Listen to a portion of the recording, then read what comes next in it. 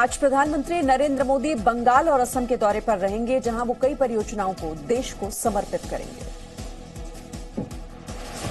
आज प्रधानमंत्री नरेंद्र मोदी असम और पश्चिम बंगाल की यात्रा पर होंगे। दोनों राज्यों में पीएम मोदी कई परियोजनाओं को देश को सौंपेंगे।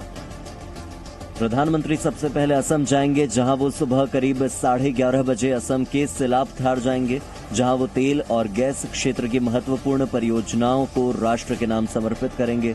प्रधानमंत्री सबसे पहले हुगली के चुचुरा डनलप मैदान पर एक जनसभा को संबोधित करेंगे।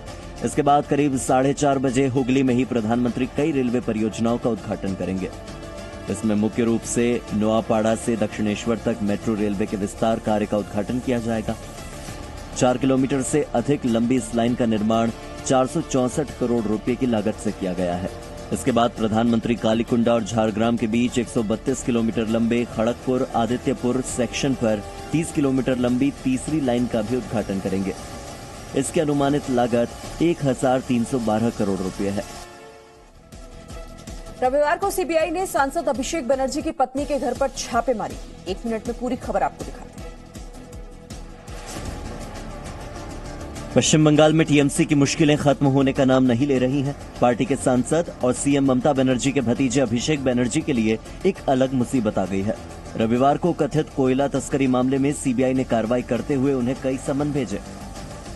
सीबीआई ने सांसद अभिषेक बनर्जी, उनकी पत्नी रुजिरा नरूला को समन भेजा है। साथ ही सीबीआई ने रुजिरा नरूला की बहन मेनका गंभीर को भी पूछताछ के लिए बुलाया है।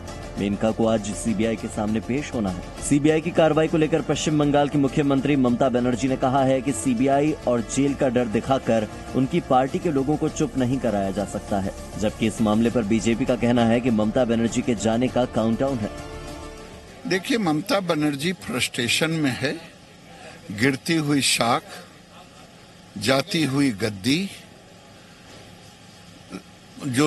जिसको कहते हैं काउंटडाउन शुरू हो गया है सत्ता की। पुडुचेरी में कांग्रेस सरकार पर अल्पमत का संकट और गहरा होता जा रहा है। 1 मिनट में अपडेट देखिए। पुडुचेरी विधानसभा में आज कांग्रेस सरकार की अग्नि परीक्षा है। आज कांग्रेस को सदन में अपना बहुमत पेश करना है। सूत्रों के मुताबिक शाम 5 बजे तक फ्लोर टेस्ट के माध्यम से इस बात का निर्णय लिया जाएगा कि किसके पास बहुमत है। आज सुबह करीब 10 बजे विधानसभा की कार्यवाही शुरू होगी और शाम 5 बजे कांग्रेस को सदन में अपना बहुमत साबित करना होगा। हालांकि कांग्रेस की स्थिति कुछ खास सही नहीं है। पुडुचेरी विधानसभा में सदस्यों की कुल संख्या 33 है। इनमें से 5 इस्तीफा दे चुके हैं। फिलहाल कांग्रेस के पास 9 विधायक हैं और नारायण सामी की सरकार को डीएमके के 3 विधायक और एक निर्दलीय विधायक का समर्थन भी है। वहीं विपक्ष की बात करें तो एनडीए के पास एनआर कांग्रेस के 7 विधायक, एआईडीएमके के 4 विधायक और बीजेपी के मनोनीत 4 विधायक हैं। सूत्रों के हवाले से खबर है कि कांग्रेस की सरकार का गिरना लगभग तय माना जा रहा है और ऐसे में अनुमान है कि सीएम नारायण सामी फ्लोर टेस्ट से पहले ही इस्तीफा दे सकते हैं। आज यूपी की योगी सरकार विधानसभा में अपना बजट पेश करने जा रही है। 1 मिनट में पूरी खबर देखिए। यूपी की योगी सरकार आज विधानसभा में बजट 2021 से 2022 पेश करने जा रही है। वित्त मंत्री सुरेश कुमार खन्ना सुबह 11 बजे विधानसभा में उत्तर प्रदेश का 2021 से 2022 का बजट प्रस्तुत करेंगे। योगी सरकार का ये 5वां बजट कई मायनों में खास रहने वाला है। सूत्रों के हवाले से खबर है कि योगी सरकार प्रदेश के इतिहास का अब तक का सबसे बड़ा बजट पेश करेगी। रिपोर्ट्स के मुताबिक ये बजट 5 लाख करोड़ से भी ज्यादा का हो सकता है।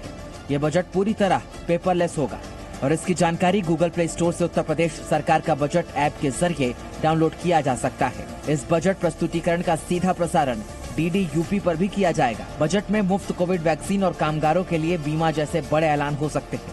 साथ ही राज्य के इंफ्रास्ट्रक्चर की रफ्तार को बढ़ाने को लेकर भी कुछ ऐलान किए जा सकते हैं।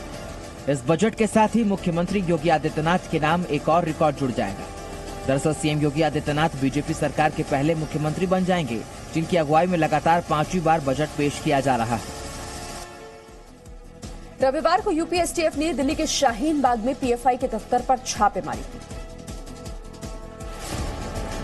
रविवार को यूपी एसटीएफ ने दिल्ली के शाहीन बाग में पॉपुलर फ्रंट ऑफ इंडिया के दफ्तर पर छापेमारी की। दरअसल केरल से प्रोडक्शन वारंट पर पकड़े गए रऊफ शरीफ से पूछताछ के बाद यूपी एसटीएफ की टीम ने पीएफआई के दिल्ली दफ्तरों में छापेमारी की। रऊफ शरीफ के खिलाफ हाथरस में दंगा भड़काने के लिए फंडिंग करने, संशोधित नागरिकता कानून और एनआरसी के खिलाफ चल रहे विरोध प्रदर्शनों के दौरान हिंसा की साजिश रचने का आरोप है। हाल ही में यूपी एसटीएफ ने रऊफ को केरल से प्रोडक्शन वारंट पर यूपी लेकर आई थी। रऊफ शरीफ पॉपुलर फ्रंट ऑफ इंडिया की स्टूडेंट विंग के CFI का जनरल सेक्रेटरी है। रविवार को केरल में यूपी के सीएम योगी आदित्यनाथ ने भी PFI पर बिना नाम लिए निशाना साधा। सीएम योगी ने कहा कि कुछ असामाजिक तत्व हमारी पार्टी के नेता और RSS के लोगों के बारे में पोस्टरबाजी की थी। पोस्टरबाजी इस बात को साबित करती है कि उनकी मंशा भारतीय जनता पार्टी, RSS या फिर इस देश के और केरल के प्रति किस प्रकार की है। रविवार को केरल में यूपी के सीएम योगी आदित्यनाथ ने राज्य की CPIM सरकार पर जमकर निशाना साधा।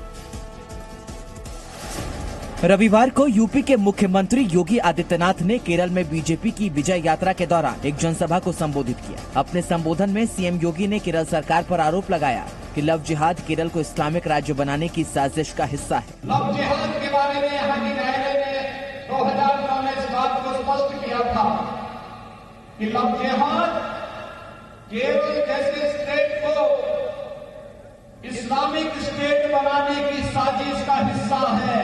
उस सब के बावजूद यहाँ की सरकार सोई हुई है। सीएम योगी आदित्यनाथ ने ये आरोप भी लगाया कि लव जिहाद के खिलाफ कोई प्रभावी कानून नहीं बनाया गया, जबकि यूपी की सरकार ने इस पर कानून बना दिया। यहाँ की सरकार लव जिहाद के नाम पर प्रारंभ की जा रही यहाँ की पूरी व्यवस्था को ध्वस्त करने की साजिश के खिलाफ आज तक कोई प्रभावी कानून नहीं बना पाई। रक्षा मंत्री राजनाथ सिंह ने रविवार को भारत चीन सीमा विवाद पर कांग्रेस को घेरा। 1 मिनट में बताते हैं। रविवार को रक्षा मंत्री राजनाथ सिंह ने तमिलनाडु के सलेम में भारतीय जनता युवा मोर्चा के सम्मेलन को संबोधित किया। इस दौरान उन्होंने भारत चीन सीमा विवाद का जिक्र करते हुए बताया कि 9वें दौर की बातचीत के बाद एक हिस्से का समाधान हो चुका है।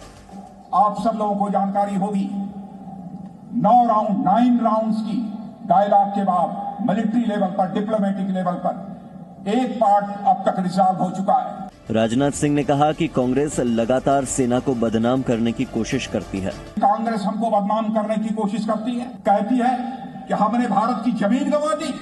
जब तक इस शरीर में खून है, प्राण है, भारत की 1 इंच जमीन पर भी कोई मां का लाल कब्जा नहीं कर सकता। रक्षा मंत्री ने यह भी कहा कि चाहे कोई भी देश क्यों न हो, भारत की सीमा पर एक तरफा कार्रवाई करने की इजाजत भारत उसे नहीं देगा। चाहे दुनिया का कोई भी देश हो, भारत की सीमा पर किसी को यूनिलेटरल एक्शन करने की इजाजत भारत नहीं देगा। और अब देश भर का कोरोना अपडेट क्या है, अगले 1 मिनट में देखिए। देश में कोरोना के मामलों में उछाल देखा जा रहा है। पिछले 24 घंटे में देश में 14,264 नए मामले सामने आए, जबकि इस दौरान 90 मरीजों की कोरोना से मौत हो गई। पिछले 24 घंटे में 11,667 लोग इलाज के बाद ठीक भी हो गए। भारत में कोरोना के कुल 1,09,91,651 मामले सामने आ चुके हैं। इनमें से कुल 1,06,89,715 लोग ठीक भी हो चुके हैं। देश में एक्टिव मरीजों की संख्या 1,45,634 हो गई है, जबकि अब तक भारत में कोरोना से कुल 1,56,302 मौतें हो चुकी हैं। देश का रिकवरी रेट 97.25% है, जबकि मृत्यु दर 1.42% है। और दिल्ली में कोरोना का क्या है हाल, अपडेट देखिए। दिल्ली में कोरोना के नए मामलों की संख्या एक बार फिर ठीक होने वाले मरीजों की संख्या से ज्यादा हो गई है। पिछले 24 घंटे में दिल्ली में 145 नए मामले सामने आए, जबकि इस दौरान 2 मरीजों की कोरोना से मौत हो गई। पिछले 24 घंटे में 97 मरीज इलाज के बाद ठीक हो गए। दिल्ली में कोरोना के कुल 6,37,900 मामले सामने आ चुके हैं। इनमें से 6,25,929 लोग इलाज के बाद ठीक भी हो चुके हैं, जबकि एक्टिव मरीजों की संख्या 1,071 हो गई है। दिल्ली में कोरोना से कुल 10,900 लोगों की मौत हो चुकी है। दिल्ली में कोरोना का रिकवरी रेट 98% से ज्यादा है, जबकि कोरोना से मृत्यु दर दिल्ली में 1.7% है। अब तक दिल्ली में कुल 1,19,08,127 टेस्ट किए जा चुके हैं, जिनमें 62,063 टेस्ट पिछले 24 घंटे में हुए हैं। महाराष्ट्र में कोरोना के बढ़ते मामलों को देखते हुए मुख्यमंत्री उद्धव ठाकरे ने कई फैसले लिए। महाराष्ट्र में लगातार बढ़ रहे कोरोना के मामलों को देखते हुए मुख्यमंत्री उद्धव ठाकरे ने रविवार को एक समीक्षा बैठक बुलाई। बैठक में कोरोना के बढ़ते मामलों पर चिंता जताते हुए सरकार ने इसे रोकने के लिए जरूरी कदम उठाने की बात कही। बैठक को संबोधित करते हुए मुख्यमंत्री उद्धव ठाकरे ने कहा, हम एक नए अभियान मैं जिम्मेदार हूं की शुरुआत कर रहे हैं। नीति आयोग की बैठक में मैंने कोरोना से निपटने के लिए कुछ सुझाव दिए हैं। इनमें कामकाज का अलग अलग समय, वर्क फ्रॉम होम, सैनिटाइजर्स का इस्तेमाल, सोशल डिस्टेंसिंग हमारे नए अभियान का हिस्सा होंगे। जो लोग लॉकडाउन चाहते हैं वो बगैर मास्क के घूम सकते हैं। जो ये नहीं चाहते उन्हें मास्क अवश्य पहनना चाहिए और कोरोना गाइडलाइन के सारे नियम मानना चाहिए। मुख्यमंत्री उद्धव ठाकरे ने कहा कि कोविड-19 महाराष्ट्र में दोबारा अपना सिर उठा रहा है। आने वाले 8 से 15 दिनों में ही पता चलेगा कि ये दूसरी लहर है कि नहीं। कोरोना के प्रसार को रोकने के लिए अगले 8 दिन बेहद महत्वपूर्ण है। कोरोना के बढ़ते मामलों के बीच केंद्र सरकार ने राज्य सरकारों को एक पत्र लिखा है। केंद्र ने रविवार को उन राज्यों को पत्र लिखा जहां कोरोना के रोजाना मामलों में उछाल देखा गया है। केंद्र ने राज्यों को चिट्ठी लिखकर कहा है कि ऐसे राज्य आरटी-पीसीआर जांच अनुपात बढ़ाएं। स्वास्थ्य मंत्रालय ने कहा कि रैपिड एंटीजन में नेगेटिव रिपोर्ट आने वाले लोगों के लिए आरटी-पीसीआर परीक्षण भी अनिवार्य बनाया जाए। साथ ही केंद्र ने राज्यों से कड़ी गाइडलाइंस बनाने की बात भी कही है। भारत के 74% से ज्यादा सक्रिय मामले केरल और महाराष्ट्र में हैं, लेकिन छत्तीसगढ़ और मध्य प्रदेश में भी रोजाना मामलों में बढ़ोतरी देखने को मिली है। केरल में पिछले 4 हफ्तों में एक हफ्ते में नए मामले 42,000 और 34,800 के बीच रहे हैं। केरल में पिछले 4 हफ्तों के दौरान पॉजिटिव दर 13.9% से 8.9% के बीच रही है। महाराष्ट्र में पिछले 4 हफ्तों में नए मामले 18,200 से बढ़कर 21,300 के बीच रहे हैं। इस बीच महाराष्ट्र का साप्ताहिक पॉजिटिव दर 4.7% से बढ़कर 8% हो गई है। महाराष्ट्र में बढ़ते हुए मामलों को देखते हुए अघाड़ी सरकार ने गंभीर कदम उठाने की बात कही है। तमिलनाडु के कोयम्बटूर से हाथियों के साथ होने वाले बर्ताव की एक शर्मनाक तस्वीर सामने आई। ये तस्वीर है तमिलनाडु के कोयम्बटूर की। हाथी की दर्द भरी आवाज से आप अंदाजा लगा सकते हैं कि इस मार से उसे कितना दर्द हो रहा है। जानकारी के मुताबिक कोयम्बटूर के मेडपालायम इलाके में तमिलनाडु फॉरेस्ट डिपार्टमेंट ने एक आयोजन किया जिसमें उन हाथियों को शामिल किया गया जिन्होंने इंसानों के बीच रहकर काम किया है। यह आयोजन हर वर्ष राज्य के अलग अलग शहरों में होता है। इस हाथी की गलती बस इतनी है कि इसने अपने महावत को नीचे गिरा दिया था, जिसकी कितनी भयानक सजा इसे दी जा रही है जरा देखिए। 2 लोग इस हाथी को बांधकर बड़ी ही बेरहमी से पीट रहे हैं।